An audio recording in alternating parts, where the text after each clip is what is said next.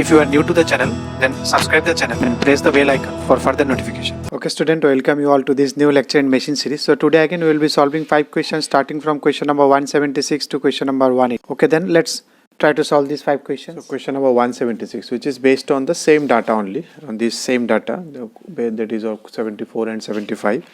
Squirrel cage induction motor starting torque starting current 7 times of the full load current and full load slip is 5%. Now what they are asking in 76, if the starting torque is 0.5 per unit, 0.5 per unit means 0.5 of rated torque, that is 0.5 of full load torque. Then per unit starting current, what should be its starting current? That means there are no question of changing that voltage. So your V remains same. In the first question it was auto transformer, it was star delta, but here they are not changing the voltage.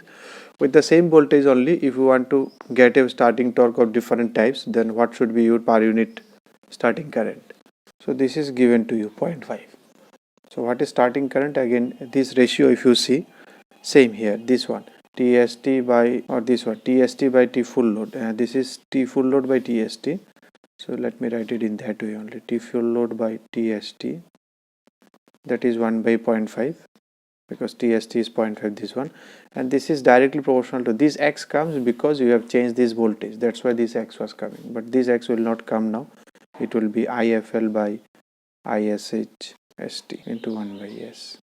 So that will give you 1 by 0.5, and this one you want to find.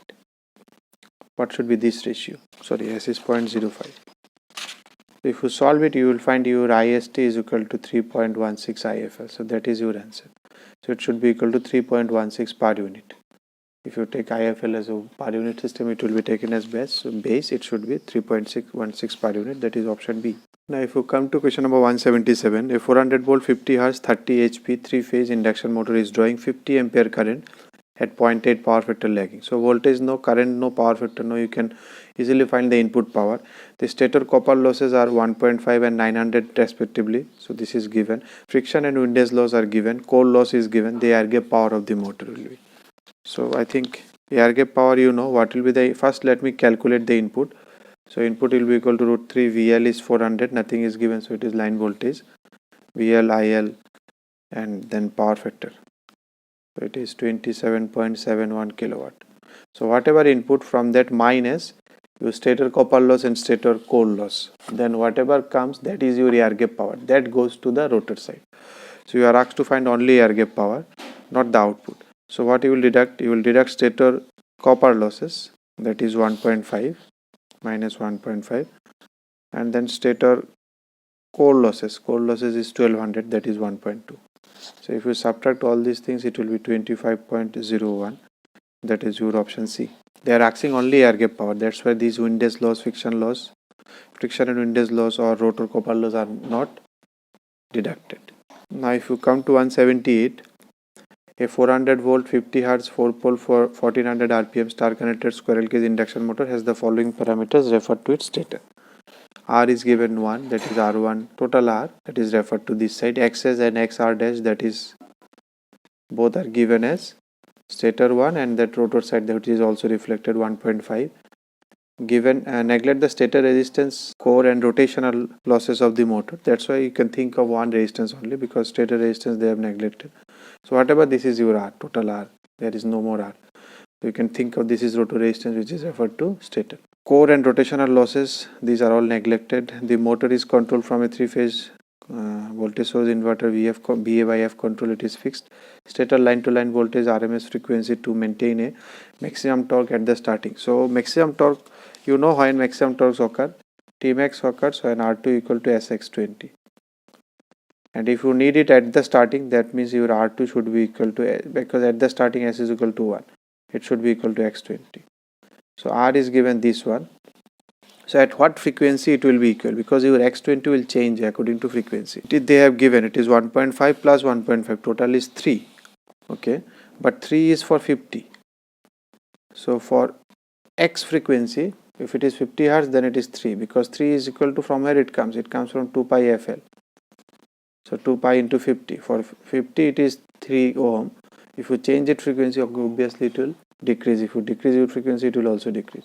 So for 50 it is 3, for X it will be this much. So from here you can calculate your frequency dash. So your F dash will be equal to 50 by 3, that will be 16.67 Hertz. So this should be your supply frequency if you want to get the starting torque, maximum torque at the starting. So obviously you can see it is option B. From here only you can answer. They have asked you to find the line to line voltage also, because it is VF control V by F, so V1 by V2 will be equal to F1 by F2. Initial line voltage was 400, this one you don't know. F1 is 50, it is 16.67. I think you can calculate. If you calculate, it is 133.3. So that is your answer. Next, 179, 180, both are on common statement. A 3-phase 440 volt 50 Hz 4-pole slip leaf induction motor is fed from rotor side. Okay, through an auto transformer. So it is feeding through rotor side. It is rotor side feeding, and the stator is connected to variable resistance as shown in figure. So stator windings all are short circuited with a variable resistor. The motor is coupled with a 220 volt separately excited DC generator. So this is a DC generator, so it is coupled with this one separately excited, feeding power to fixed resistance of 10 ohm. So this is given 10 ohm. Wattmeter method is used to measure the input power to the induction motors total, how much power is input. Variable resistance is adjusted such that the motor runs at 1410. Okay. The following readings were recorded: W1, W2, 2 wattmeter meter. So total power will be 1800 minus 200, that is 1600. The speed of the rotation of the stator magnetic field with respect to rotor structure. Now if you can understand this one, I think all your doubts in induction motor, or you can think that you know induction motor, how it operates, the working principle, if you understand this one, you understand the working principle of the induction motor thoroughly. Now if you see, this is my stator is outside, it is fixed, and this is rotor. Now you have given supply to a rotor, so obviously 3-phase supply you have given, polyphase supply or 3-phase supply, because 3-phase is given here. So obviously it will be rotating. Magnetic field will be rotating, not the rotor. There are two different things. One is magnetic field rotating, one is the structure itself rotating. Two different things. If you give polyphase supply to stator winding also, then the magnetic field created, it will automatically rotate. That is different issue. So because you have given supply to the rotor, so rotor magnetic field rotates here. This is your NS. So if magnetic field rotates, I will use this sign, and I will use double this if the structure rotates. So this is for magnetic field rotating, which you cannot see in your naked eye.